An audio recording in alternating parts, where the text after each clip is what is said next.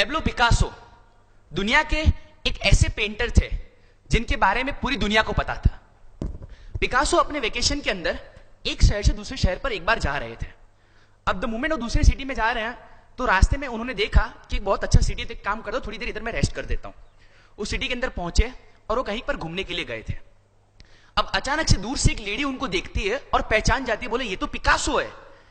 तो पिकासो के पास दौड़ते दौड़ते जाती है और पिकासो को कहती है, पिकासो पिकासो मैं आपकी बहुत बड़ी फैन हूं, मैंने आपके सभी पेंटिंग्स देखे, मैं आपको रिक्वेस्ट करती हूं आप प्लीज आप मुझे कुछ दो। पिकासो वेल स्माइल करते हुए कहते हैं, madam thank you very much, आपने मुझे अप्रिशिएट किया, पर फिलहाल अभी मेरे पास कुछ है नहीं, मैं आपको क्या दूं। लेडी कहती है, पिकासो आप कुछ भी दो मुझे चलेगा, लेकिन मुझे आपसे कुछ चाहिए, that's it, nothing else. Picasso well बहुत कुछ देखते लेकिन उनको कुछ मिलता नहीं है। साइड में एक शॉप होती है, शॉप से पिकासो एक पेपर निकालते हैं, पेपर पर 30 सेकंड के लिए कुछ स्केच करते हैं और उस लेडी को गिफ्ट करते हुए कहते हैं कि माय डियर लेडी, ये मेरी ओर से एक छोटा सा तोहफा है, and this $1 million painting. My dear lady, ये मेरी ओर से एक छोटा सा तोहफा है and it is $1 million painting. उस लेडी को लगता है बोले पिकासो गए, बोले 30 सेकंड के अंदर कुछ किया और कहते हैं $1 million painting, how is it possible. रात को घर पे जाती है, समाओ सो नहीं पाती, क्या वो इंसान सही बोल रहा था। आधी रात को आसपास के जो भी मार्केट होते हैं उसके अंदर सर्च करने के लिए जाती है और उसको पता चलता है कि it was a really $1 million painting. तो रात को वो वेबसाइट के अंदर सर्च करते बोले नेक्स्ट डे सुबह पिकासो कहां पर होंगे, और अर्ली मॉर्निंग पिकासो का जहां कॉन्फ्रेंस होने वाला था वो कॉन्फ्रेंस के ऊपर वहां पर पहुंच जाती है और पिकासो कहती सर सर पहचाना। पिकासो कहते हाँ पहचाना। सर आपको पता है क्या कि आपने मुझे वो जो पेंटिंग दिया था ना, it was a serious $1 million painting. Picasso smile करते हुए कहते हैं कि मुझे पता है इसलिए तो मैंने बोला $1 मिलियन पेंटिंग। वो लेडी कहते हैं कि सर मैं सीखना चाहती हूं, मैं आपकी तरह पेंटिंग करना सीखना चाहती हूं। बोले आप 30 सेकंड के लिए कुछ स्केच करते हो, उसकी कीमत $1 मिलियन हो जाती है, आपसे अगर मैंने सीख लिया तो 30 सेकंड के अंदर मैं भी कुछ स्केच करूंगी, $1 मिलियन ना सही थोड़ा ऊपर नीचे, राइट। पिकासो स्माइल करते हुए एक जवाब देते हुए कहते हैं कि माय डियर लेडी, वो कहते हैं my dear lady, for making this painting, इस पेंटिंग को 30 सेकंड के अंदर बनाने के लिए मैंने मेरी जिंदगी के अंदर 30 साल दिए हैं। आप भी 30 साल दे दो और आप भी 30 सेकंड के अंदर बना पाओगे और उसका वर्थ भी $1 मिलियन होगा। टू बी वेरी ऑनेस्ट, इस ऑडिटोरियम के अंदर जितने भी लोग बैठे हैं वो 2 कैटेगरी वाले लोग हैं। एक पिकासो जैसे जिन्होंने अपनी लाइफ के अंदर बहुत कुछ अचीव कर लिया है, दूसरे वो लेडी जैसे जो लाइफ के अंदर आज भी स्ट्रगल कर रहे हैं, एफर्ट्स दे रहे हैं, मेहनत कर रहे हैं। आने वाले 1 घंटे के अंदर मेरा टारगेट सिर्फ एक ही है, अगर आप पिकासो हो तो मुझे आपको 10 टाइम्स पावरफुल पिकासो बनाना है, और अगर आप वो लेडी हो जो पिकासो बनना चाहती है तो उस लेडी से सबसे पहले मैं ट्रांसफॉर्म करूंगा पिकासो के अंदर, और एक बार पिकासो बन जाते बाद में 10 टाइम्स पावरफुल पिकासो के अंदर। अब मैं जो लॉजिक समझाने चाह रहा हूं उस लॉजिक को बहुत ध्यान से समझना। इलेक्ट्रिसिटी एनर्जी का एक ऐसा फॉर्म है कि जिसके अंदर इतना पावर है कि अगर इलेक्ट्रिसिटी वायर से पास होके कोई एंड प्रोडक्ट तक पहुंचेगी तो उस एंड प्रोडक्ट को अगर आपने स्विच ऑन किया तो उस एंड प्रोडक्ट का जो नॉर्मल पावर है उस पावर को वह एक्टिवेट कर देगी और उसका जो रियल पोटेंशियल है वो बाहर आ जाएगा। स्मॉल एग्जांपल, इलेक्ट्रिसिटी जब वायर से पास होके एसी तक पहुंचेगी और अगर आपने एसी का स्विच ऑन किया तो बंद एसी ऑन हो जाएगा और उस एसी के थ्रू पूरे हॉल के अंदर कूलिंग छा जाएगा। इलेक्ट्रिसिटी जब वायर से पास होके स्पीकर पर जाएगा और अगर आपने स्पीकर को ऑन कर दिया है स्विच तो उसी स्पीकर के रेफरेंस से पूरे हॉल के अंदर मेरा आवाज फैलाएगा। मतलब एक बात तो बहुत श्योर है कि इलेक्ट्रिसिटी के अंदर इतना पावर है कि अगर एक बार स्विच ऑन कर दिया तो कोई भी ऑर्डिनरी प्रोडक्ट का जो रियल पोटेंशियल है उसे वो बाहर निकाल सकता है, राइट। जिस तरह से इलेक्ट्रिसिटी का पावर है ना, उसी तरह से इधर जितने भी ह्यूमन लोग बैठे हुए हैं, इधर जितने भी लोग बैठे हुए हैं, सभी के अंदर एक ऐसी एनर्जी, एक ऐसा पोटेंशियल फ्लो हो रहा है जिसकी कोई लिमिट ही नहीं, जिसे आप आत्मा का पावर कह सकते हैं, जिसे आप सोल का पावर कह सकते हैं, जिसे आप हिडन पोटेंशियल कह सकते हैं। बट समहाउ कहीं ना कहीं हमारा जो इंटरनल स्विच है ना वो अभी भी ऑफ है। एक बात तो बहुत श्योर है कि जिस दिन वो अंदर का इंटरनल जो एनर्जी है उससे अगर स्विच ऑन एक बार कर दिया तो अपने अंदर को जो रियल पोटेंशियल और पावर है वो इतना जबरदस्त तरीके से बाहर आएगा कि एक नॉर्मल इंसान सोच तक नहीं सकता। तो क्या आप जानना चाहते हो कि वो स्पीच कैसे ऑन करते हैं? क्या जानना चाहते हो? उस स्विच को ऑन करने के लिए सिर्फ एक चीज चाहिए और वो है करेज। अपनी जिंदगी अपने दम पर जीने का करेज। जो टारगेट डिसाइड किया है लाइफ के अंदर, उस टारगेट को पाने के लिए सब चीज छोड़ने का करेज। एक बार लाइफ के अंदर डिसाइड कर लिया कि मैं लाइफ के अंदर ये गोल पाना चाहता हूं, तो जब तक वो गोल अचीव ना हो तब तक किसी को ना मिलने का करेज। जिस दिन अपने आप को सिर्फ इतना बोल दिया कि इनफ इज इनफ, आज के बाद मैं एक ऐसी लाइफ जीऊंगा जो हजारों लोगों के लिए मिसाल बने। आज के बाद मैं एक ऐसी लाइफ जीऊंगा जो 100% कमिटमेंट और पैशन वाली हो। आज के बाद मैं एक ऐसी लाइफ जीऊंगा कि जिसके अंदर मैंने जो डिसाइड किया, जो ठाना और जो कमिटमेंट अपने आप को दिया, वो सारे का सारा पूरा करूंगा। जिस दिन आपने इतना डिसाइड कर दिया ना, वो स्विच ऑटोमेटिकली ऑन हो जाएगा और आप लाइफ के अंदर अनस्टॉपेबल बन जाओगे। आपको कोई रोक नहीं पाएगा। सबसे बड़ी जो मान्यता है, इनफैक्ट मैं ये कहूंगा कि सबसे बड़ी आज जो गलत मान्यता है वो ये है कि जब आप कोई भी मोटिवेशनल स्पीकर को सुनते हो, जब आप कोई भी अच्छी बुक रीड करते हो, जब आप कोई महान स्पीकर को सुनते हो इनफैक्ट, तो उससे अपनी जिंदगी के अंदर बदलाव हो जाता है। इससे बड़ा झूठ दुनिया में और कोई नहीं है। आज हकीकत तो यह है कि अगर एक इंसान के कहने से अगर लोगों की लाइफ के अंदर बदलाव आता, तो इस दुनिया के अंदर एक महावीर इनफ थे, इस दुनिया के अंदर एक कृष्ण भी इनफ थे, इस दुनिया के अंदर एक जीसस भी इनफ थे। सच बात तो यह है कि इस दुनिया के अंदर कभी भी कोई भी बदलाव दूसरे के कहने से कभी नहीं आते। बदलाव सिर्फ और सिर्फ दूसरों का सुनकर आप अपने आप को जो कहते हो उससे बदलाव शुरू होते हैं। मतलब कि यह प्रोग्राम जो है आपकी मदद बिल्कुल नहीं करने वाला है। इस प्रोग्राम को सुनने के बाद आप इधर से जो भी लर्निंग लेते हो, वो लर्निंग आप अपनी लाइफ के अंदर कैसे अप्लाई करते हो और वो लर्निंग को देखने के बाद आप अपने आप को क्या कहते हो, उससे बदलाव शुरू होता है। सो दोस्तों, एक बात मैं जरूर कहूंगा कि आज मैं जो जो चीज बोलूंगा वो कोई भी चीज हाइपोथेटिकल नहीं होगी, वो सारी की सारी स्ट्रेटेजी बेस्ड होती है। बिकॉज मैं एक चीज बहुत क्लियर कट लाइफ में मानता हूं, अगर आपको लाइफ के अंदर कुछ बनना है और अगर आप लाइफ के अंदर वो चीज नहीं बन पा रहे हो, तो उसके पीछे फॉल्ट सिर्फ और सिर्फ आपकी मेहनत और आपकी स्ट्रेटेजी का है। बिकॉज इस दुनिया में कोई भी फेलियर नाम का वर्ड होता ही नहीं है। फेलियर का मतलब सिर्फ इतना ही होता है कि इस चीज को पाने के लिए इतनी मेहनत चाहिए जो मेहनत तूने नहीं की, इसलिए तू फेल हो गया। सिंपल लॉजिक है। You know guys, being a motivational speaker and a lifelong learner, मेरा एक आदत है कि मैं हजारों लोगों की लाइफ को पढ़ता हूं, हजारों लोगों की लाइफ को ऑब्जर्व करता हूं, और कहीं ना कहीं इतने सालों के अंदर इतनी चीजें ऑब्जर्व करने के बाद एक बात बहुत श्योर पता चल गई है कि आज एक ऑर्डिनरी इंसान भी एक्स्ट्राऑर्डिनरी वे में अपनी लाइफ जी सकता है अगर उसके पास राइट फंडामेंटल्स और प्रिंसिपल्स हैं।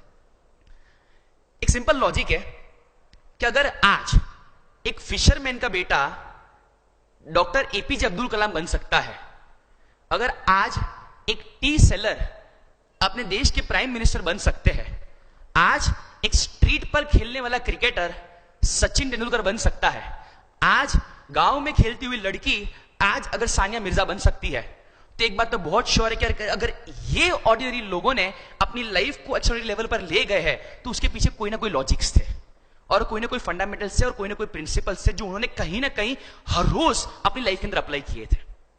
एक बार ये प्रिंसिपल्स अगर हमने हमारी लाइफ के अंदर समझ लिए तो हमारी मैक्सिमम लाइफ स्मूथ हो जाएगी और हमारी मैक्सिमम लाइफ इजी हो जाएगी। लाइफ के 5 ऐसे फंडामेंटल्स के बारे में बताने वाला हूं कि जिस फंडामेंटल्स को अगर आपने अपनी लाइफ के अंदर उतार दिया, ट्रस्ट मी, अगर आप चाहोगे भी सही ना तो भी अपने आप को रोक नहीं पाओगे, आपको कोई नहीं रोक पाएगा। जानना चाहते हो? यस।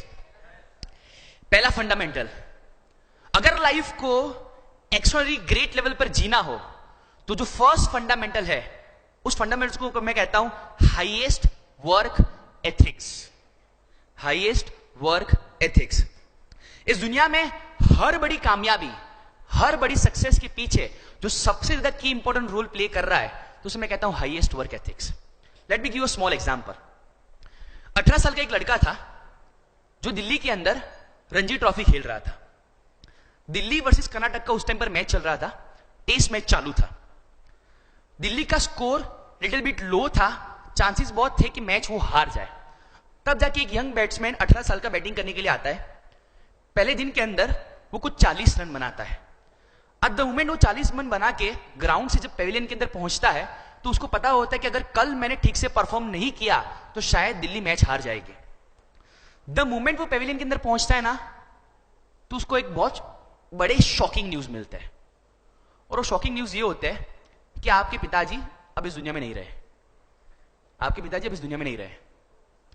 एक सिंपल लॉजिक समझो। 18 साल का लड़का है, अपने करियर का मैच खेल रहा है, उसको पता है कि उसका टीम को उसका कितना जरूरत है, और पेविलियन में पहुंचते उसको यह न्यूज मिलता है कि आपके पिताजी अब इस दुनिया में नहीं रहे। अगर यही सिचुएशन अपने साथ हो तो जब एक नॉर्मल इंसान बिखर जाता है, टूट जाता है, इस इंसान ने कुछ अलग डिसाइड किया। ये बोला कि मैं मेरे लाइफ के वर्स्ट ट्रेजेडी को मेरी लाइफ का सबसे बड़ा मोटिवेशन बनाऊंगा। वो घर नहीं जाता। दूसरे दिन सुबह अर्ली मॉर्निंग पिच पर आ जाता है और बैटिंग करना शुरू करता है। बैटिंग करना शुरू करता है और इतनी जबरदस्त बैटिंग करता है कि कुछ 90s रन बना के वो आउट होता है। द मोमेंट वो आउट होता है ना, वो ऊपर आसमान की ओर देखता है और कहता है कि dad, this one's for you. और जब वो ग्राउंड से पेविलियन के अंदर जा रहा होता है ना, तो सामने वाली जो अपोजिशन टीम थी ना, वो पूरी टीम के आंखों के अंदर कहीं ना कहीं नमी आ जाती है। उनके आंखें नम समहाउ इसीलिए हो गई थी बिकॉज उस टाइम वो लोग ये सोचते थे कि एक इंसान अपने करियर, अपने लाइफ के लिए कितने हद तक डेडिकेटेड है। और मैं जिस इंसान की बात कर रहा हूं, आज वो इंसान इंडियन क्रिकेट टीम के अंदर स्टार तो नहीं कहूंगा, लेकिन सबसे बड़े सुपरस्टार है। इनका नाम है विराट कोहली। इसे दोस्तों कहते हैं highest work ethics. Highest work ethics. Remember one thing कि अगर इरादे में दम है तो रास्ता निकलता है और ऑटोमेटिकली परफॉर्मेंस निकलता है। लेकिन अगर लाइफ के अंदर इरादे में दम नहीं तो सिर्फ एक्सक्यूजेस निकलते हैं और झूठी स्टोरीज निकलती है। ट्रस्ट मी, अगर इधर बैठे जितने भी लोग हैं, अगर मैं किसी भी रैंडम स्टूडेंट को इधर से उठाऊं और पूछूं कि यार आपके कितने परसेंटेज आए थे, वो बोलेगा 65, 70, 80। अगर मैं पीछे सिर्फ इतने ऐड कर दूं ना, भाई तेरे 80% क्यों आए, बोला क्या है मैं मेहनत तो बहुत कर रहा था, लेकिन वो क्या एक टीचर को पेपर चेक करना नहीं आया। मेहनत बहुत की थी, लेकिन क्या घर में हर रोज प्रॉब्लम चालू है। अगर मैं इधर जितने भी लोग बैठे, अगर उसमें से किसी को उठाकर पूछूं कि भाई तुम्हारा वजन इतना क्यों ज्यादा है, बोले मेहनत मैं बहुत करता हूं, लेकिन वो क्या है कि वजन उतरता ही नहीं है। वो क्या है कि मैं हर बार डिसाइड करता हूं कि मेरे को इतना मेहनत करनी, लेकिन होता ही नहीं। कहीं ना कहीं द फैक्ट इज दैट इधर जितने भी लोग बैठे हैं, हर एक इंसान के माइंड के अंदर कोई ना कोई स्टोरीज रेडी है, कोई ना कोई वजह रेडी है। जिस दिन आपने अपने आप को स्टोरीज कहना बंद कर दिया ना, लाइफ प्रोग्रेस करना शुरू कर देता है। लेकिन वो स्टोरीज कहना बंद करना पड़ता है। एक्सेप्ट करो, जो है वो है। रिसेंटली जब मैं आउट ऑफ इंडिया से एक ट्रिप करके इंडिया वापस आ रहा था ना, तो मेरा इंडिगो फ्लाइट था। तो usually being a motivational speaker मैं हर एक अलग अलग चीजों को ऑब्जर्व करता रहता हूं। तो मैंने देखा जब पायलट एंटर हो रहे थे ना, तो उनका जो कैबिन होता है ना, उसके डोर के पहले वो 2 सेकंड के लिए खड़े रहते हैं। कैबिन के ऊपर कुछ लिखा हुआ होता है, उनको पढ़ते हैं, चेहरे पर स्माइल आता है, और स्माइल आने के बाद वो अंदर जाते हैं। अब दूर से विजन क्लियर नहीं हुआ, प्लेन जब लैंड हुआ ना, तो मैं स्पेशली उस दरवाजे को देखने के लिए गया। ऐसा तो क्या है कि 2 सेकंड के लिए वो लोग खड़े रहते हैं, स्माइल करते, बाद में अंदर जाते हैं। जानते उसमें क्या लिखा था? उसमें ये लिखा था कि flying is a serious profession, flying is a serious profession, don't carry your worry beyond this point. Flying is a serious profession, don't carry your worry beyond this point. मतलब ये है कि आपको जो रिस्पॉन्सिबिलिटी मिली है ना, आपके भरोसे पे 300 लोग ट्रैवल कर रहे हैं, तो आपकी फैमिली की जो वरी है ना, वो इस डोर से बाहर रखना मेहरबानी करके, बिकॉज ये आपका वर्क एथिक्स है. रिमेंबर वन थिंग, मेहनत सभी लोग करते हैं, बट जो इंसान वर्क एथिक्स हाईएस्ट लेवल पर रखता है, अपने काम को सबसे ज्यादा प्रायोरिटी देता है, वो इंसान आगे बढ़ता है. हमारा सबसे बड़ा तकलीफ ये है कि पर्सनल लाइफ और प्रोफेशनल लाइफ दोनों मिक्स हो जाती है. घर का गुस्सा ऑफिस पे निकलता है, ऑफिस का गुस्सा छोटे क्लर्क पर निकलता है, और अगर कोई नहीं मिला तो अपने घर के अंदर जो सबसे वीक इंसान होता है ना, उस पर सारा गुस्सा निकल जाता है. फैक्ट है, उसमें कोई डाउट ही नहीं है, राइट? हाईएस्ट वर्क एथिक्स सिर्फ एक ही चीज कहता है कि जो भी काम कर रहे हो, जिस फील्ड में काम कर रहे हो, जिस पोजीशन पर काम कर रहे हो, अपने आप को इतना इंप्रूव करो, इतना इंप्रूव करो, इतना इंप्रूव करो कि आपसे बेटर उस चीज को और कोई नहीं कर पाए. सिंपल एग्जांपल, अगर आप सचिन नाम सुनते हो तो सबसे पहला वर्ड कौन सा आता है? क्रिकेट. अग्री? अगर धीरू भाई सुनते हो तो सबसे पहला वर्ड कौन सा आता है? रिलायंस. अग्री? लेट्स अगर बिल गेट्स सुनते हो तो सबसे पहला नाम क्या आता है? क्या आता है? माइक्रोसॉफ्ट. चलो, अगर हमारा नाम अगर कोई सुने तो सबसे पहला वर्ड कौन सा आता है? बीप. Beep beep beep. नहीं समझ में आया? वो सेंसर एरर है. कहीं ना कहीं आज इतना ज्यादा पोटेंशियल होने के बावजूद भी हम हमारी लाइफ एक ऐसे लेवल पर जी रहे हैं जिसके अंदर हमें खुद को ही कदर नहीं है अपनी. हाईएस्ट वर्क एथिक्स सिर्फ इतना ही कहता है कि एक चीज को डिसाइड करो और 10 साल का टारगेट दे दो, और 10 साल तक उस फील्ड के अंदर इतने मास्टर बन जाओ कि 10 साल के बाद अपना कोई ऑल्टरनेट ऑप्शन इस पूरी दुनिया में दिखे ही नहीं. इसे हाईएस्ट वर्क एथिक्स कहते हैं. Remember one thing, masters are everywhere, legends are rare.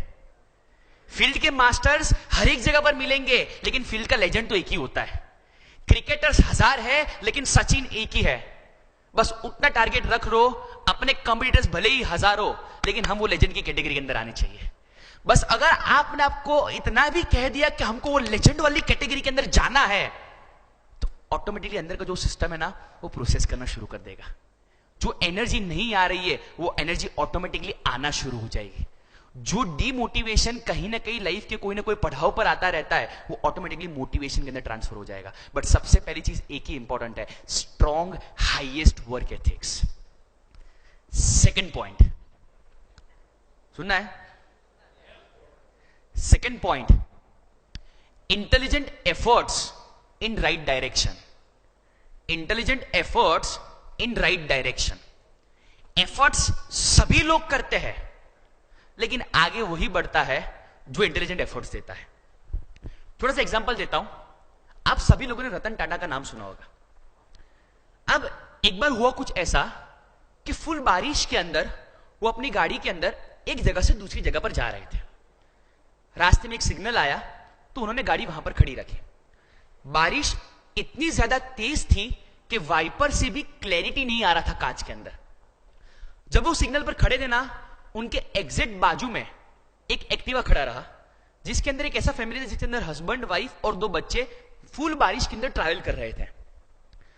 Ratan Tata के अंदर माइंड के अंदर, उनके माइंड के अंदर एक थॉट आया. बोले, मैं कार के अंदर ट्रैवल कर रहा हूं तो भी मुझे इतना डिफिकल्टी होता है, तो इन लोगों को कितना डिफिकल्टी होता होगा. समाओ ये बात उनके माइंड के अंदर उनको पूरा दिन खाई जा रही थी. तो उन्होंने क्या किया, दूसरे दिन बीओडी की मीटिंग्स बुलाई, बोर्ड ऑफ डायरेक्टर्स की मीटिंग बुलाई. और जब सारे बोर्ड ऑफ डायरेक्टर्स इकट्ठा हो गए तो उन्होंने बोला कि क्यों ना हम कुछ ऐसा इन्वेंट करें, क्यों ना हम एक ऐसा क्रिएशन करें क्यों ना कुछ हम ऐसा बनाए, मतलब कि क्यों ना हम एक ऐसी चीज क्रिएट करें कार के अंदर जिसकी कीमत सिर्फ 1 लाख हो, जिसकी कीमत सिर्फ 1 लाख हो। जब रतन टाटा ने ऐसा बोला ना, जो जितने भी बीओडी के अंदर लोग थे ना, सब लोग हंसने लगे, सब लोग मजाक उड़ाने लगे, और सब लोगों ने n नंबर्स ऑफ रीजंस दिए कि कैसे 1 लाख रुपए के बजट के अंदर एक कार को नहीं बनाया जा सकता, राइट। सारी रीजन सुनने के बाद रतन टाटा स्टेज पर आते हैं और एक लाइन बोलते हैं जिसने पूरी हिस्ट्री को चेंज कर दिया।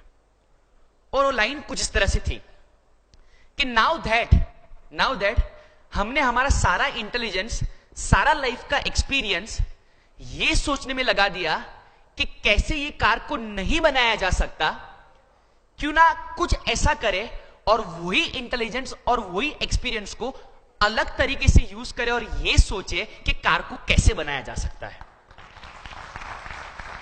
और इनकी यही एक लाइन ने इंडिया को एक ऐसा क्रिएशन दिया जिस क्रिएशन का नाम है नैनो। इंडिया की सबसे लोएस्ट बजट कार।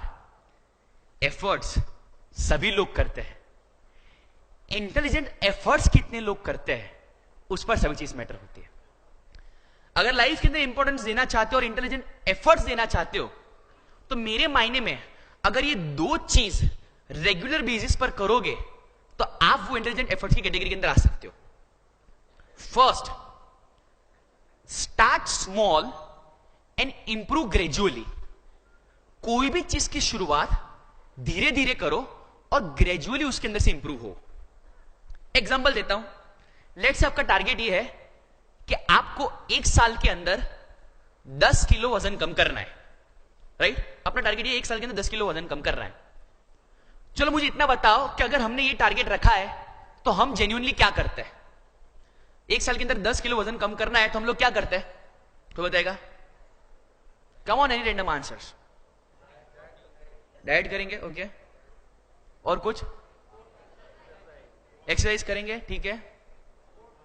स्पोर्ट्स करेंगे, ओके, स्पोर्ट्स करेंगे। चलो सबसे कॉमन चीज बताऊं, ये रियलाइजेशन है ना ज्यादातर 31 दिसंबर की रात को होता है।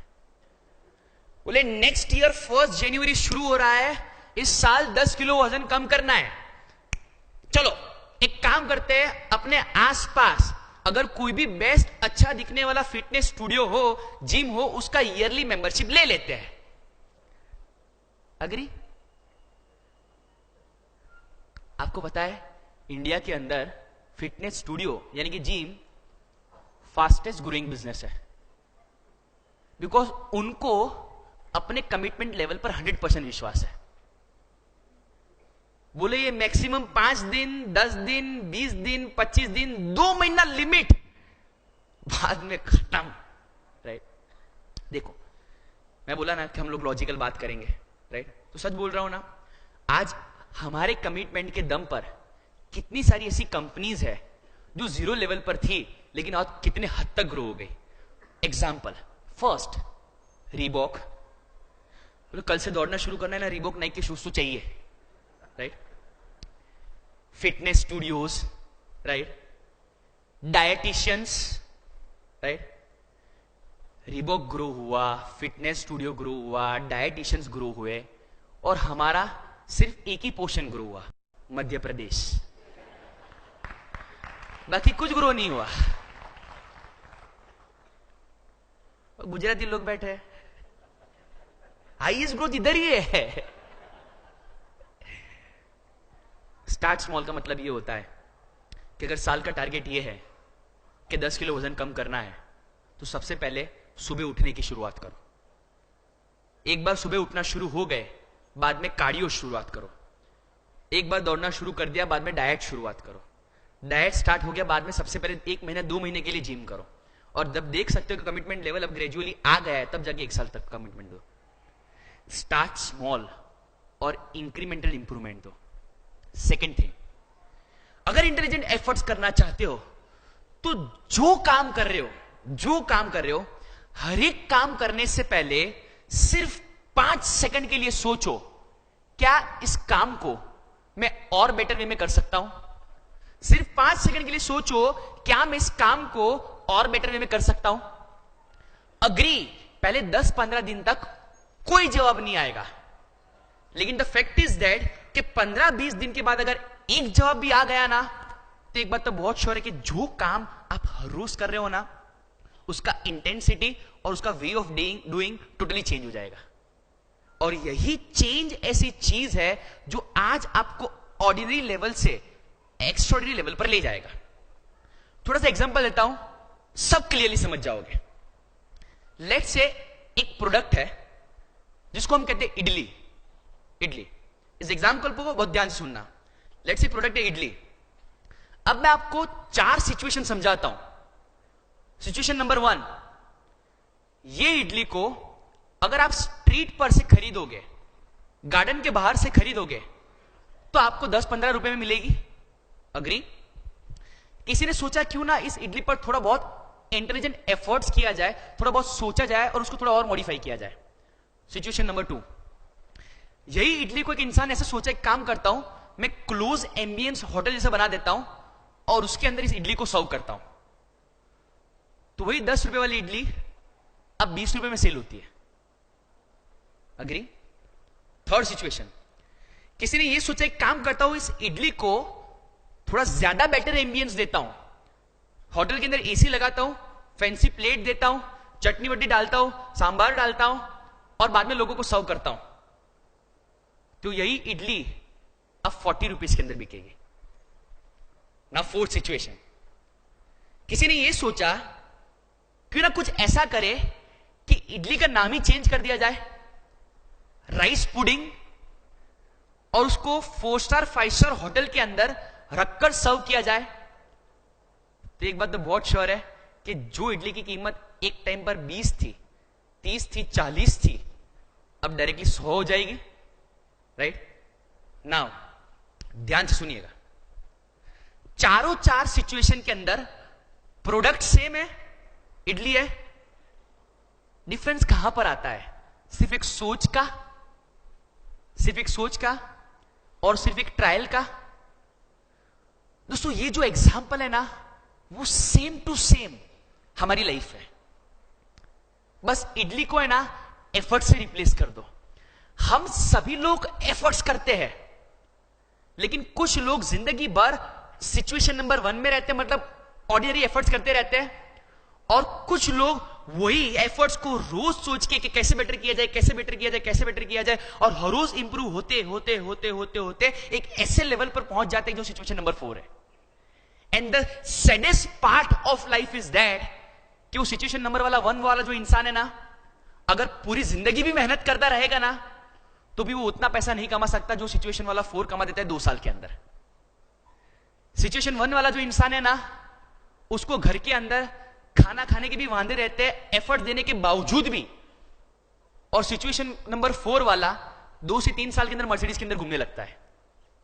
एफर्ट्स सभी लोग दे रहे हैं, मार्क माई वर्ड्स, लेकिन जो लोग सोचकर इंटेलिजेंट एफर्ट्स दे रहे, 5 सेकंड सोचकर हर रोज कि इसे कैसे बेटर किया जाए, वही ऐसे लोग हैं जो ऑर्डिनरी लेवल से शिफ्टिंग देते देते देते देते देते एक ऐसे लेवल पर पहुंच जाते हैं जो एक्स्ट्राऑर्डिनरी लेवल होता है।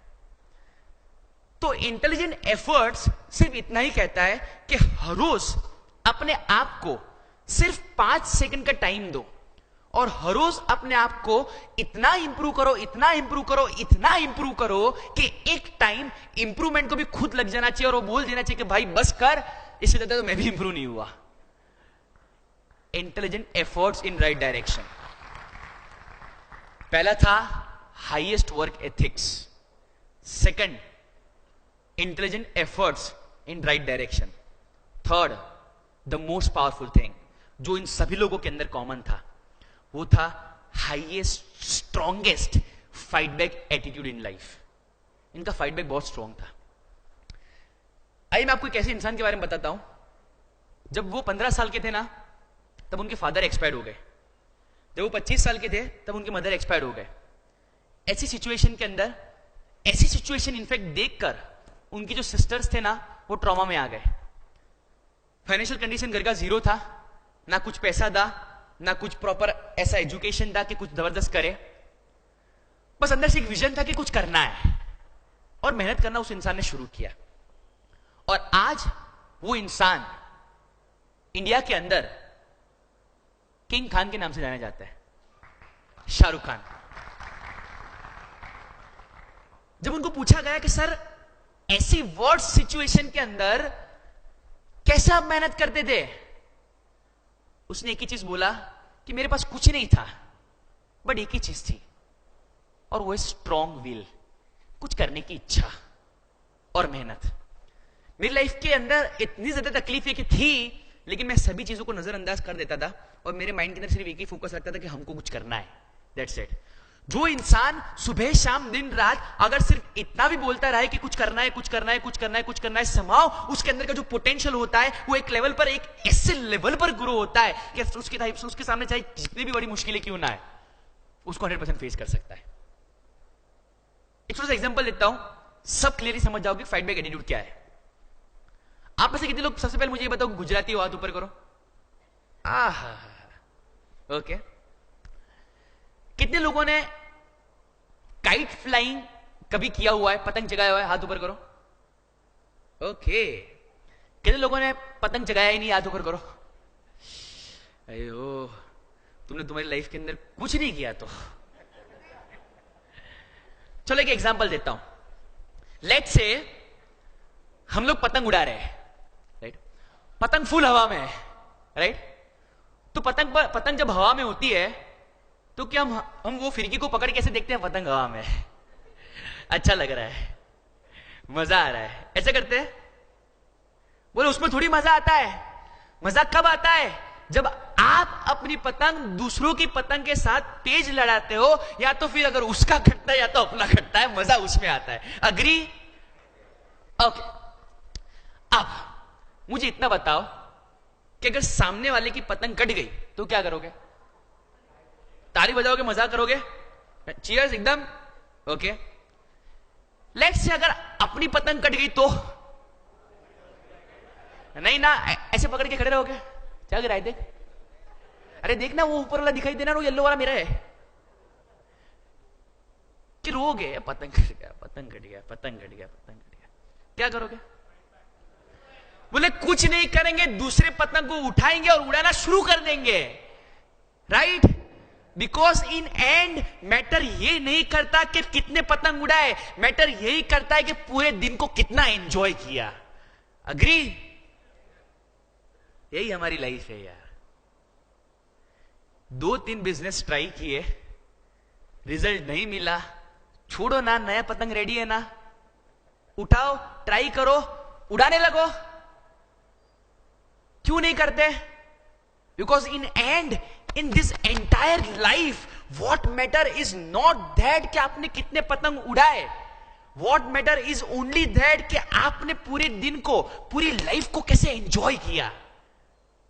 Strong fight back attitude for life my dear friend, strong fight back attitude for life. ये तभी आएगा, जो चीज पतंग के अंदर करते हो वही चीज जिंदगी के अंदर करनी है।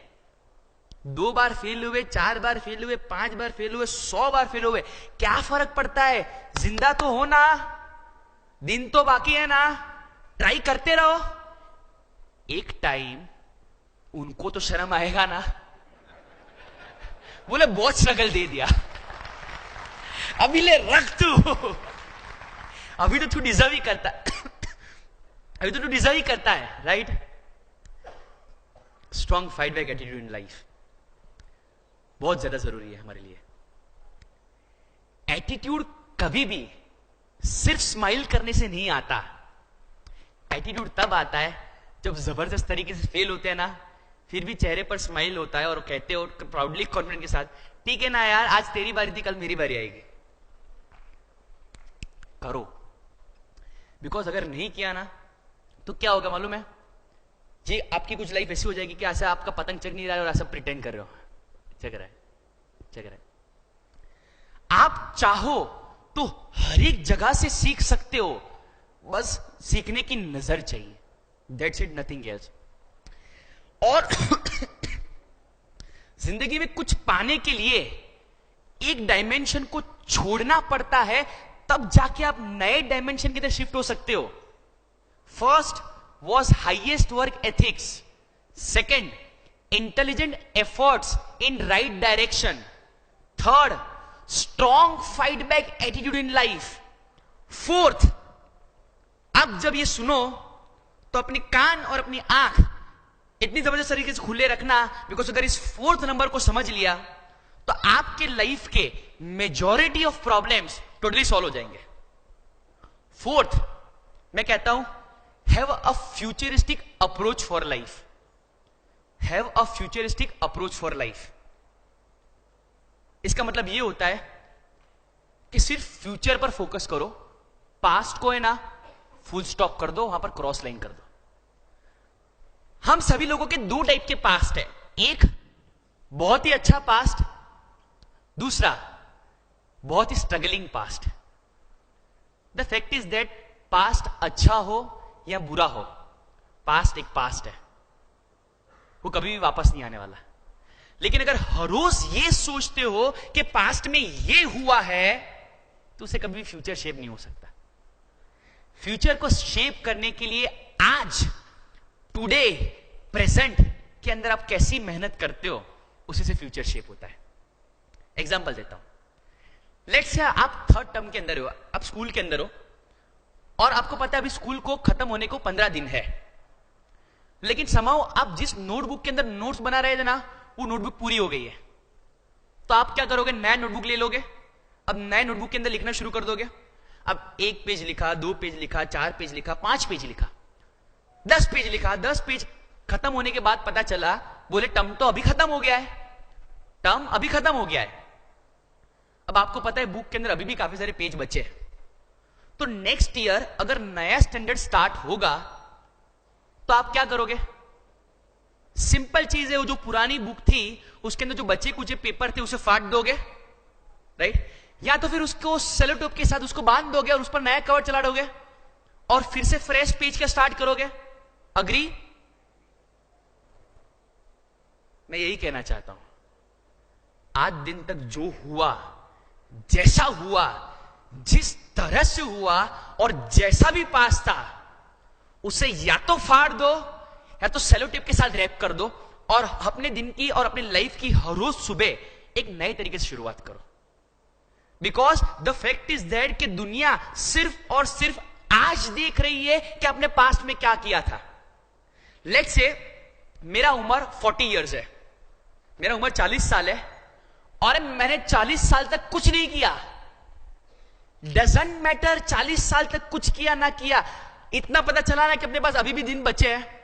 जो 40 साल अपनी लाइफ के अंदर हो चुके हैं उसको सेलो टेप के साथ बांध दो, तो फिर उसे फाड़ दो और अपनी लाइफ की शुरुआत एक फ्रेश पेज से शुरू करो।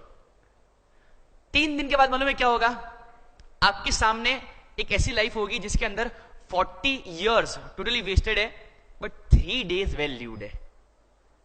1 साल के बाद मालूम है क्या होगा, आपके पास 40 इयर्स वेस्टेड है but round of 368 days well lived है।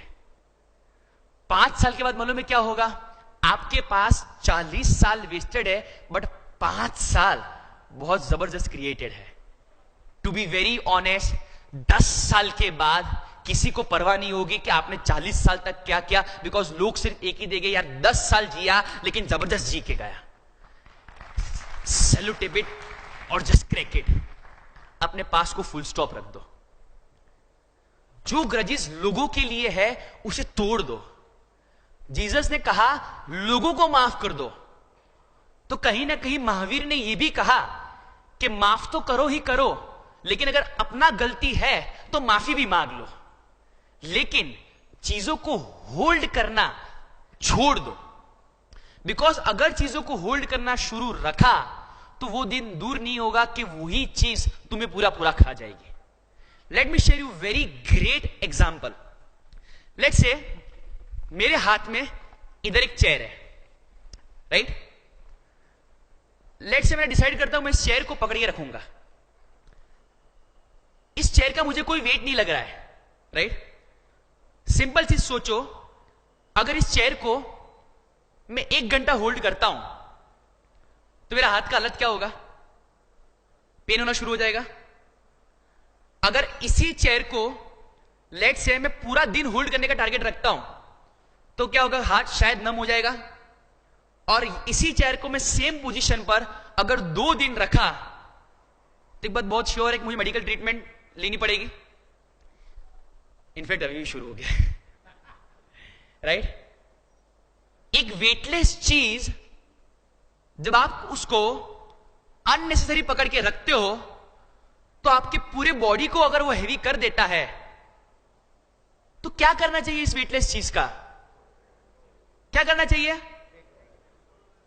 छोड़ देना चाहिए राइट। छोड़ दो, छोड़ दो। उन हर एक लोगों को छोड़ दो जो आपको नेगेटिव सजेशन देते हैं। उन हर एक लोगों को छोड़ दो जो आपको आपके गोल्स तक पहुंचाने में मदद नहीं कर रहे हैं। आपको कोई जरूरत ही नहीं है। अपनी जिंदगी में सिर्फ 2 ही टाइप के लोग रहने चाहिए। एक जो हमको सपोर्ट करे, दूसरा जो हमें कुछ बोले ही नहीं। अपनी जिंदगी में अपने को सिर्फ 2 ही लोग चाहिए भाई। एक जो हमको सपोर्ट करे और दूसरा जो हमें कोई बोले ही नहीं। तीसरे लोग चाहिए ही नहीं। क्यों होल्ड करके रखते हो? आज होल्ड किया है पता नहीं चलेगा, लेकिन यही चीज 3 महीने के बाद माइंड के अंदर ऐसे वायरसों की तरह घूमती है कि पूरे हाथ को एक टाइम पर पैरालिसिस जैसा फील करवा देती है। और यही लोग आपकी लाइफ को पूरी तरह से डिस्ट्रॉय कर देते हैं। थोड़ा सा एग्जांपल देता हूं। आज से लेकर एग्जैक्टली 3 महीने पहले अहमदाबाद के अंदर एक केस आया था मेरे पर। एक लड़का था, एकदम स्मार्ट लड़का था। अब जैसे कि जानते हैं हम लोग एक ऐसे कल्चर के अंदर जी रहे हैं जिसके अंदर ब्रेकअप्स, रिलेशनशिप इशू बहुत ज्यादा होते थे। अब उसने बाई चांस किसी लड़की को कुछ पूछा, लड़की ने मना किया तो सुसाइडल डिप्रेशन केस के अंदर आ गया। अब पूरा दिन वो सिर्फ एक ही लाइन बोलता रहता कि प्रिया ने मुझे छोड़ दिया, प्रिया ने मुझे छोड़ दिया। बाई चांस अगर इधर कोई प्रिया है then I am sorry, this exit the frame. Priya ने मुझे छोड़ दिया, प्रिया ने मुझे छोड़ दिया, प्रिया ने मुझे छोड़ दिया, प्रिया ने मुझे छोड़ दिया, प्रिया ने मुझे छोड़ दिया। उसके फादर का एक बार मेरे पर ईमेल आया और उसने मुझे बोला कि मैं चाहता हूं कि सर आप इसके साथ एक बार काउंसलिंग करो। वैसे मैं ऐसे केस को लेता हूं, लेकिन पहली बार ऐसा इच्छा हो चलो ले लेते हैं। तो उसको बुलाया ऑफिस पे और मैं एक ऑथर को बहुत अच्छी तरह से फॉलो करता था, तो मुझे थोड़ी स्ट्रेटेजी पता थी कि क्या करना है। तो मैंने क्या किया, वो जैसे ही ऑफिस में आया ना, उसको सामने वाली चेयर पर बिठाया और जब वो ऑफिस पे आ रहा था ना, उससे पहले मैंने एक सीडी के अंदर एक लाइन रिकॉर्ड कर दी। मैंने एक सीडी के अंदर एक लाइन रिकॉर्ड कर दी, I am alone you are alone, I am alone you are alone, that's it, nothing else. और उसको ऑटो रिपीटेशन मोड के अंदर ऑन कर दिया। अब जैसे ही वो आया ना, मैंने उसको डिस्क दे दिया और बोला कि काम कर, पहले तू ये सुन ले, बाद में रिलैक्स हो जा और बाद में हम डिस्कस करते हैं। कान में हेडफोन लगाया और सुनना शुरू किया। I am alone you are alone, I am alone you are alone, I am alone you are alone. 1 minute हुआ, I am alone you are alone, I am alone. अच्छा कैसे पूरा बॉडी के अंदर मूवमेंट हो गया 1 मिनट के अंदर, क्या बज रहा है ये। अब 3 मिनट के बाद मैं प्रेस कर रहा था स्टॉप बटन, मेरा रुक सुन, I am alone you are alone, I am alone you are alone, I am alone you are alone. 5 minute हुआ, 6 मिनट हुआ, I am alone you are. 8 minute के बाद इतना ज्यादा गुस्से हो गया कि स्टॉप दिखाना, अंदर सीढ़ी निकाला, बोला क्या बकवास है ये, क्या बकवास है। मैं बोला क्या हुआ, तो पूरी सीढ़ी के अंदर एक ही लाइन बजती है, I am alone you are alone, I am alone you are alone. मेरे को क्यों सुना रहे हो? अच्छा ऐसा है? बोला हाँ। ना सीढ़ी दिखा। बोले क्या करूं इस सीढ़ी का? बोला फेंक दो, नई सीढ़ी डालो, सीडी प्लेयर का यूज करो। मैं स्माइल करते उसको इतना ही बोला, छोड़ देना।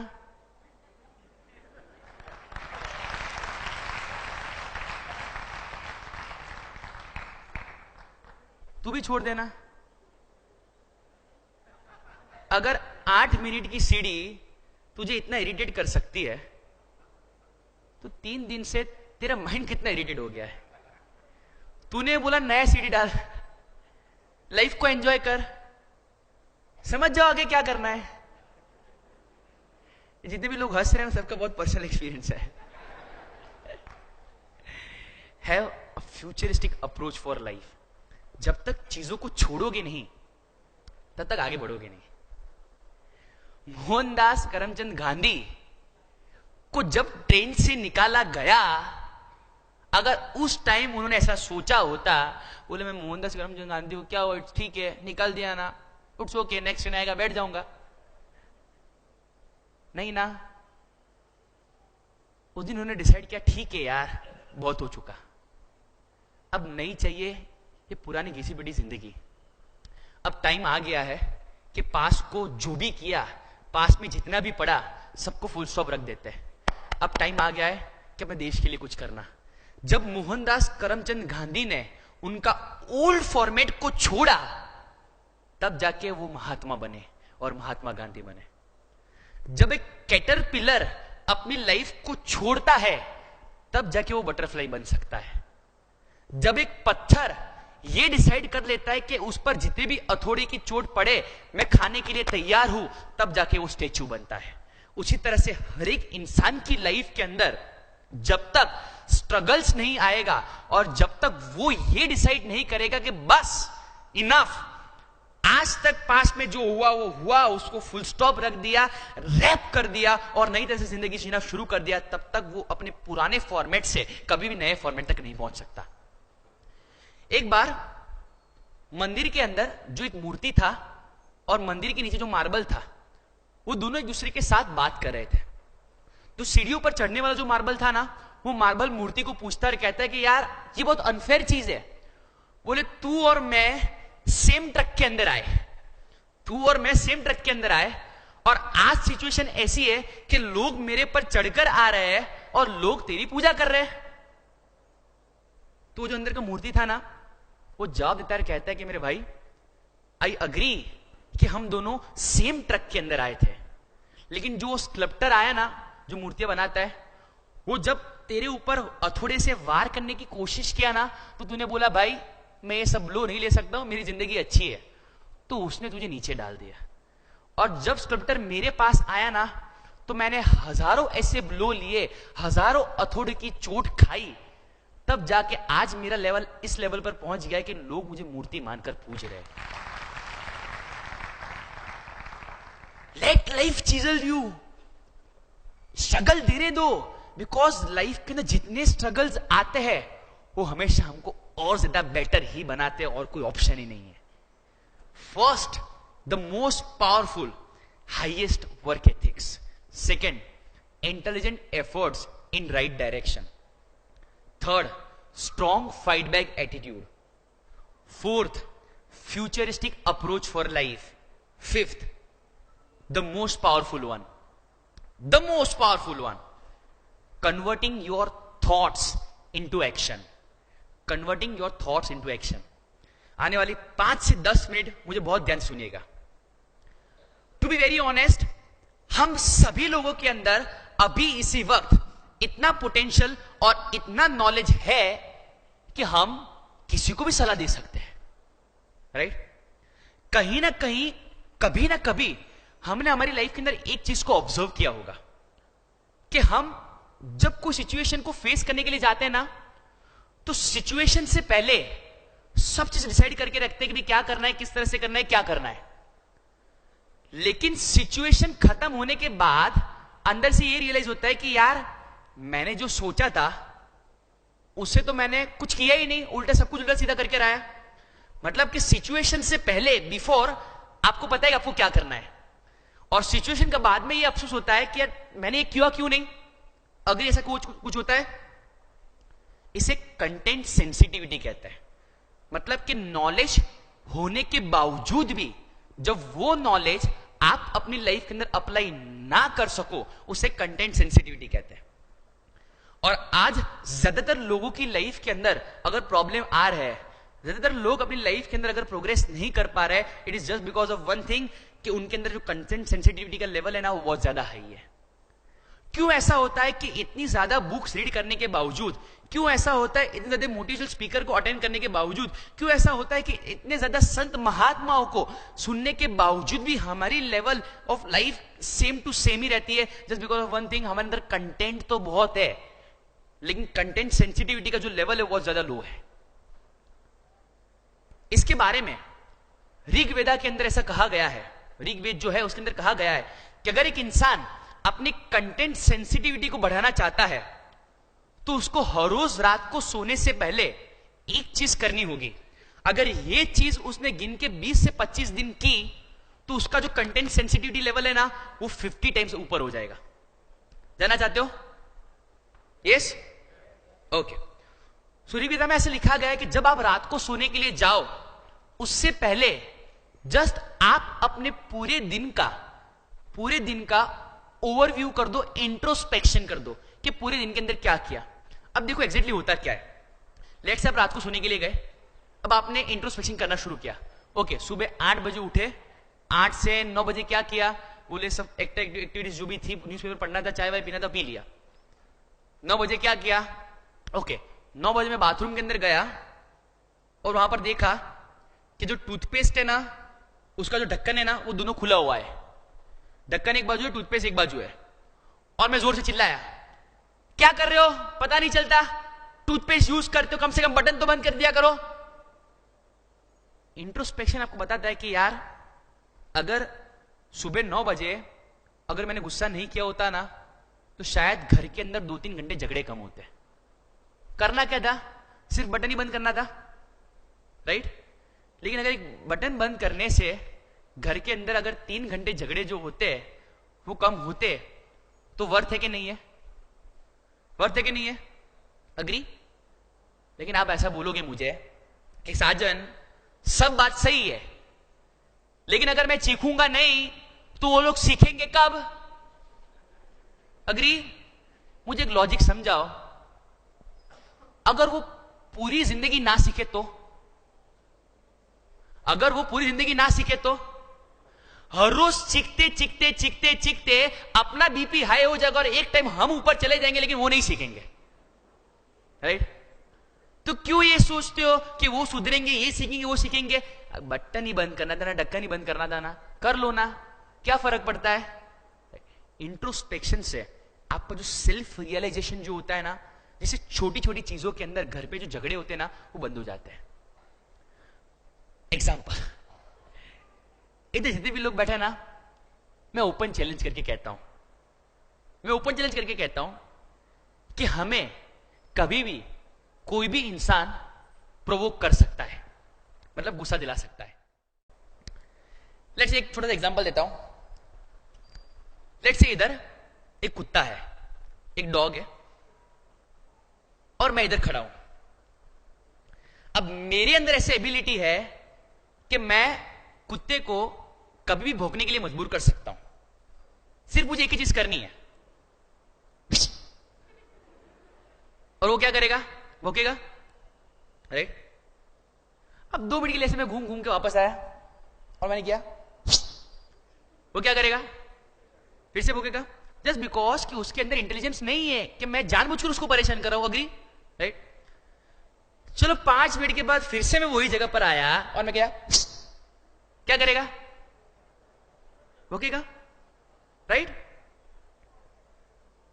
मुझे सिर्फ इतना बताओ, हम तो इंसान है ना, हम तो इंसान है ना, अगर कोई अलग इंसान, थर्ड पर्सन, उसका मन चाहे तब आपको प्रोवोक कर सकता है। कोई थर्ड पर्सन उसकी जब इच्छा हुई कर दिया और अगर हम गुस्से हो गए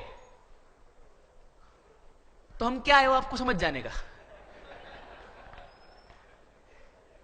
इतना सुनने के बाद भी जब ये प्रोग्राम खत्म होगा ना और तुम गाड़ी, एक्टिवा या बाइक लेके जब बाहर निकलोगे और राह से सब जा रहे होंगे, अभी सीखे ना, और बाई चांस किसी बाइक वाले ने ऐसे कट मार दिया, अगर कोई थर्ड पर्सन हमें अगर कोई भी टाइम पर अगर प्रोवोक कर सकता है, मुझे इतना पता है हम इंसान और हमारे अंदर बुद्धि है। इंट्रोस्पेक्शन से सेल्फ रियलाइजेशन जो होता है ना बहुत ज्यादा स्ट्रांग हो जाता है, बहुत ज्यादा स्ट्रॉन्ग, और ऑटोमेटिकली आपको इंसान का जो सेकंड पर्सपेक्टिव है, जो आप कभी देख नहीं सकते, वो दिखाई देना शुरू हो जाता है। एग्जाम्पल देता हूं, कैन आई हैव, ओके, मिल गया, जस्ट सेकंड। मेरे हाथ में एक चीज है, राइट? आपको क्या दिखाई दे रहा है? ये क्या दिखाई दे रहा है? क्या दिखाई दे रहा है? कम ऑन, फ्रेम दिखाई दे रहा है। आपको क्या दिखाई दे रहा है? कलर दिखाई दे रहा है, कुछ इधर कुछ इमेज दिखाई दे रहा है, कार्डबोर्ड दिखाई दे रहा है, अग्री सबको कार्डबोर्ड दिखाई दे रहा है। मैं बोल रहा हूं कि मुझे भगवान दिखाई दे रहा है। आपको क्या दिखाई दे रहा है? कार्डबोर्ड दिखाई दे रहा है। मैं बोल रहा हूं ना मुझे भगवान दिखाई दे रहे हैं। सच्चा कौन है, आप हो कि मैं हूं? नहीं ना, झूठ क्यों बोल रहे हो? शरीफ क्यों बनते हो? आपको क्या दिखाई दे रहा है? लेकिन मुझे भगवान दिखाई दे रहे हैं। सही कौन है? इतने इंटेलिजेंट हो तो घर पे अपने परिवार वालों को क्यों नहीं समझ पाते हो?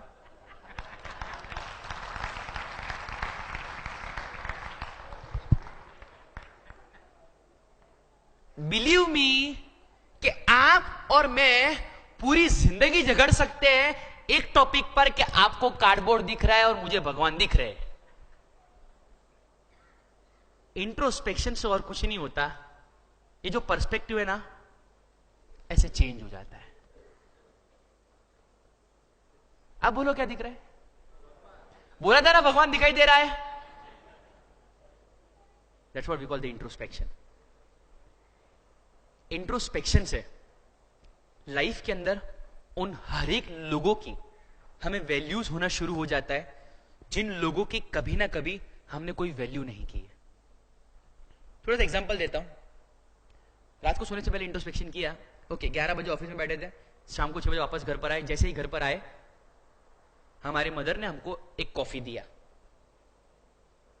और हमने कॉफी लिया और पी लिया।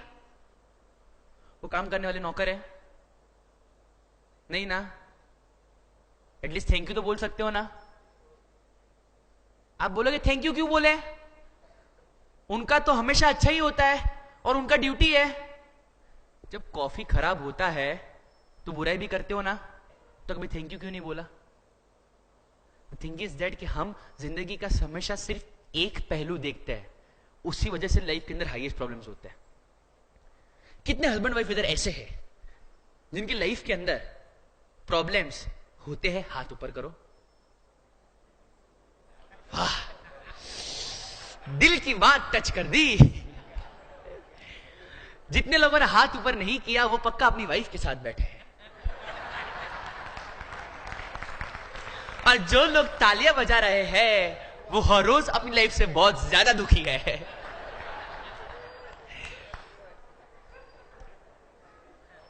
अग्री करता हूं कि हस्बैंड और वाइफ दोनों की understanding, way of thinking, way of approach, way of perception अलग होते हैं।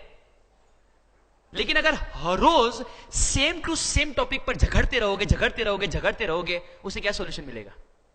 कुछ नहीं ना। सिंपल मेथड देता हूं, उतना फॉलो करो, घर पे 50% झगड़े ऑटोमेटिकली कम हो जाएंगे। अभी हमें काम का टॉपिक अभी आया, बताओ ना क्या करना है। सिंपल मेथड करो कि हर महीने सिर्फ एक चीज करो। हस्बैंड एंड वाइफ दोनों एक रूम के अंदर शांति से बैठो, दोनों एक एक पेज ले लो।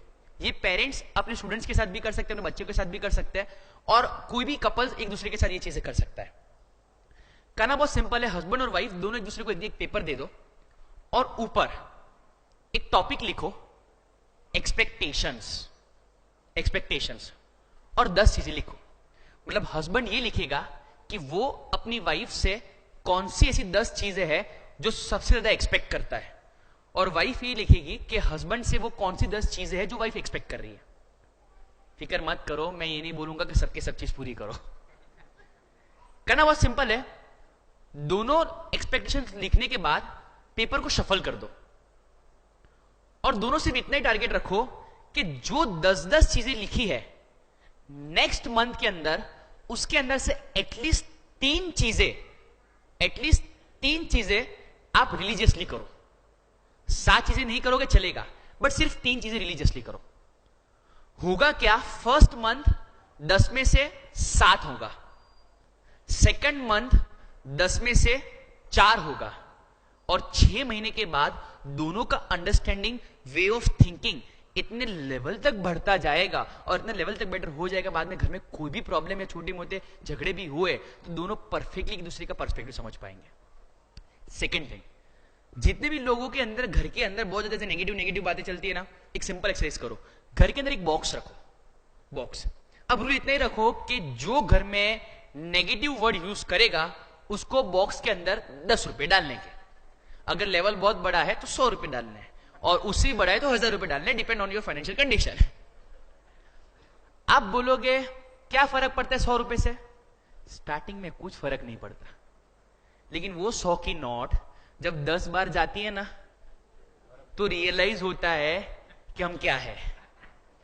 और घर पे सिर्फ इतना टारगेट रखो कि जो जितना कम नेगेटिव बोलेगा, मंथ के एंड के अंदर ये जो सारा कलेक्शन होगा वो सारा कलेक्शन उसके पास जाएगा। अभी इधर जितनी फीमेल्स बैठे हैं ना वो बहुत स्मार्ट है, बोले हम तो कमाने जाते नहीं, हम कैसे करेंगे? कुछ नहीं ना, शॉपिंग तो करते हो ना, राइट? उसका जो भी पैसा है उसके अंदर रिवर्ट कर दो। रिलीजियसली अगर आप कोई भी चीज करना चाहोगे तो रास्ता हमेशा निकलेगा, वरना हमेशा कोई ना कोई बहाने निकलेंगे, वो बात भी बहुत श्योर है, 101% sure. First, highest work ethics. Second, intelligent efforts with right direction. Third, strong fight back attitude in life. Fourth, futuristic approach for life. Fifth, converting thoughts into action. मेरे पास कुछ 5 से 10 मिनट है, लेकिन ट्रस्ट मी, ये आखिरी 10 minute मेरी आपकी life के लिए सबसे बेस्ट होने वाली है। अबाउ ऑल दिस 5 थिंग्स, एक चीज हमेशा याद रखना कि लाइफ के अंदर कोई भी चीज विदाउट एफर्ट्स हासिल नहीं हो सकती। लाइफ के अंदर कोई भी चीज विदाउट एफर्ट्स हासिल नहीं हो सकती। इनफैक्ट जब आप लाइफ के अंदर कोई भी इंसान को एफर्टलेसली परफॉर्म करता हुआ देखते हो तो उतना याद रखना, उसे उस चीज को एफर्टलेसली परफॉर्म करने के लिए हजारों दिन के एफर्ट्स दिए हैं। जब आप देखते हो कि सचिन सुपर डुपर लेवल पर परफॉर्म कर रहा है, जब आप देखते हो कि जाकिर हुसैन एफर्टलेसली तबला प्ले कर रहा है, इतना याद रखना, उस चीज को एफर्टलेसली प्ले करने के लिए उसने अपनी जिंदगी के अंदर हजारों दिन के एफर्ट्स दिए हैं, तब जाके आज उसने अपनी लाइफ को एक ऐसे लेवल पर ले पाया है कि जब वो चीजों को एफर्टलेसली कर पा रहा है। अगर जिंदगी में कुछ करना है तो बस बातें करना बंद कर दो, बातें करना बंद कर दो। धोनी के पास ये बाइक है, सचिन ने ये किया था, शाहरुख खान का ये मूवी आया था, भाई तेरे को पता है इंडिया मैच जीत गई, अग्री, अपना कंट्री है, प्राउड फील होता है। लेकिन मुझे सिर्फ एक बात बताओ, इंडिया मैच जीती, उसके अंदर अपना कंट्रीब्यूशन क्या था? Nothing, nothing. ये मत सोचो कि आपकी कंट्री आपके लिए कितना कर रही है, ये सोचो कि आप अपने देश के लिए क्या कर रहे हो। क्रिकेटर्स के लिए तालियां मत बजाओ, कुछ ऐसा करो कि एक टाइम ऐसा आ जाए कि इंडिया को प्राउड फील हो को नहीं यार, यही वो इंसान है जिसके कारण आज मैं इस लेवल पर हूं। अगर सोच में दम होगा और अगर इरादे में कॉन्फिडेंस होगा तो लाइफ 100% चेंज होगी और रास्ता 100% निकलेगा। लेकिन अगर सोच के अंदर दम नहीं है, अगर सोच खोखली है, तो इरादे में कभी दम नहीं आ सकता। इतना याद रखना, जिस बच्चे को पेरेंट्स को सुबह उठाना पड़ता है पढ़ाई करने के लिए, वो बच्चा कभी भी लाइफ के अंदर, स्कूल के अंदर टॉपर नहीं हो सकता। अगर आपको एक्सरसाइज करने के लिए सुबह उठाना पड़ता है, तो इतना याद रखना, आप लाइफ के अंदर कभी भी फिट नहीं हो सकते। जब आपके पिताजी आपके साथ है तो सुबह 8 बजे ऑफिस पर पहुंच जाते हो, लेकिन बाई चांस पिताजी नहीं है तो दोपहर 2 बजे ऑफिस में पहुंचते हो। तो इतना याद रखना छोटा साहब, वो दिन भी दूर नहीं होगा जब आप कहोगे कि आज मेरी जो पूरी फैमिली का टर्नओवर है वो लाखों के अंदर है, मेरी वजह से पहले करोड़ों के अंदर था।